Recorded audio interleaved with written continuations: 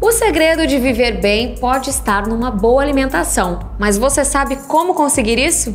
É o que a gente vai falar agora com a nutricionista Luana Pontes. Tudo bem, Luana? Bem-vinda. Obrigada. Qual que é o segredo de uma boa alimentação?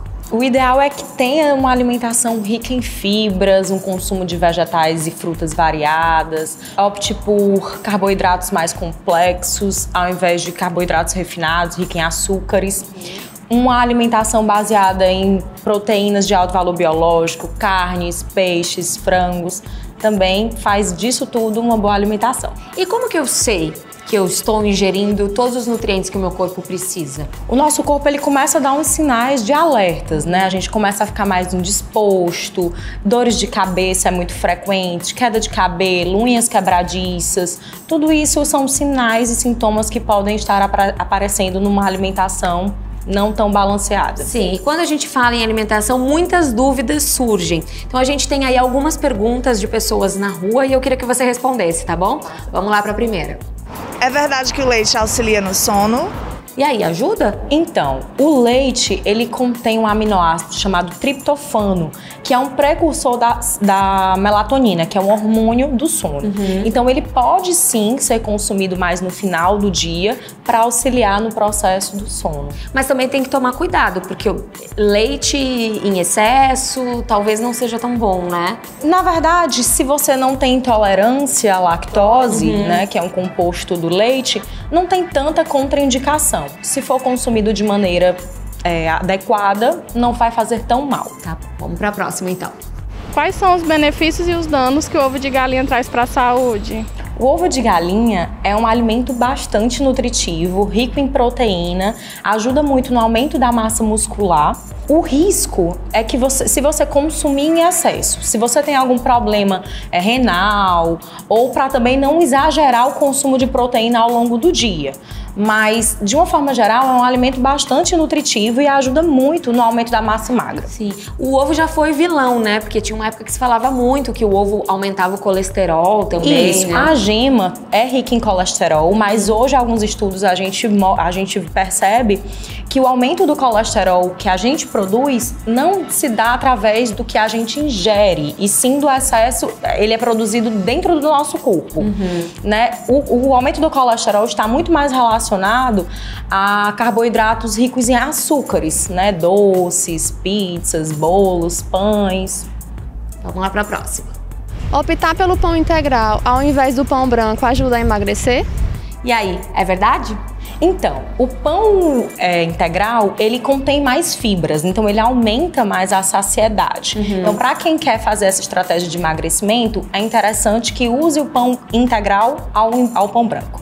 Que é a mesma lógica do arroz também? Isso, também. Vamos para a última pergunta. É verdade que o vinho tinto faz bem para o coração e o vinho branco não faz? É verdade. O vinho tinto, ele é produzido pelas uvas roxas, o vinho branco é produzido pelas uvas mais claras, as uvas verdes. A gente consegue encontrar um composto resveratrol, que é um composto antioxidante, que está correlacionado com o protetor cardíaco, protetor do coração, nas uvas roxas, na casca da uva roxa, que é o que dá a pigmentação da fruta. Então, é interessante o consumo do vinho tinto para proteger o coração, sim. Olha, não sabia disso.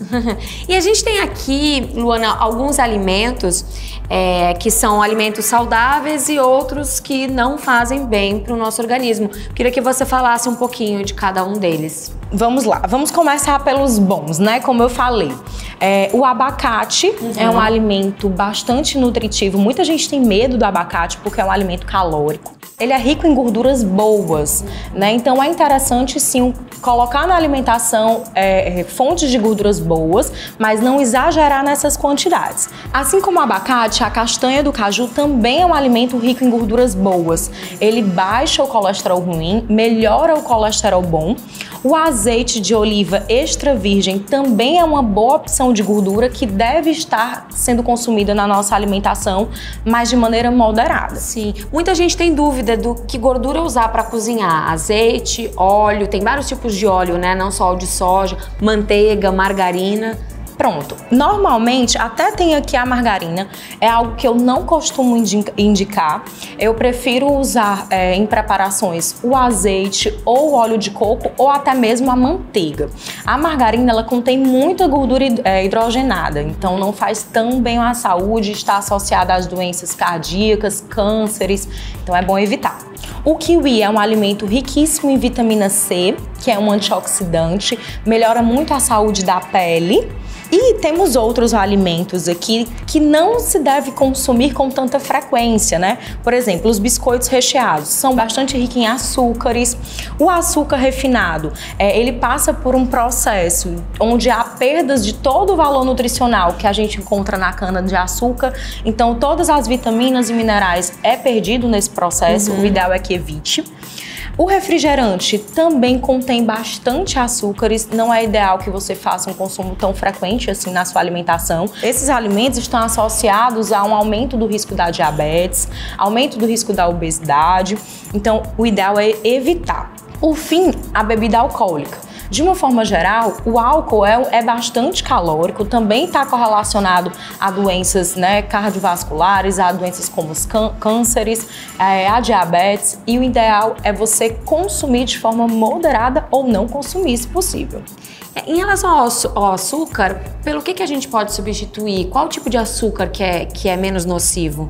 Então, a gente pode, eu costumo indicar um adoçante chamado xilitol, é um adoçante natural. Ou se for consumir o açúcar, preferir os mais escuros, né, como o mascavo, demerara, porque ele não passa por tanta perda nutricional no processo químico.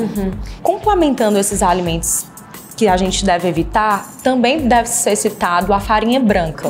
O processo dela é bem semelhante ao açúcar refinado, porque a gente tem toda a perda de todo o valor nutricional. A gente pode citar também um alimento bastante nutritivo, que é a aveia, porque a gente pode usar até em preparações como bolos, pães, substituindo a farinha branca por farelo de aveia. Dá pra gente fazer umas preparações bem gostosas usando esse alimento, que é bastante rico em fibra, melhora a saúde intestinal, vai reduzir a gordura corporal e assim aumenta a sua saciedade. Sim. E hoje em dia tem um monte de farinha, né? Tem um monte de tipo de farinha que estão mais acessíveis, né? Farinha de amêndoa, farinha de arroz, um monte de variedade, né? Que dá pra substituir.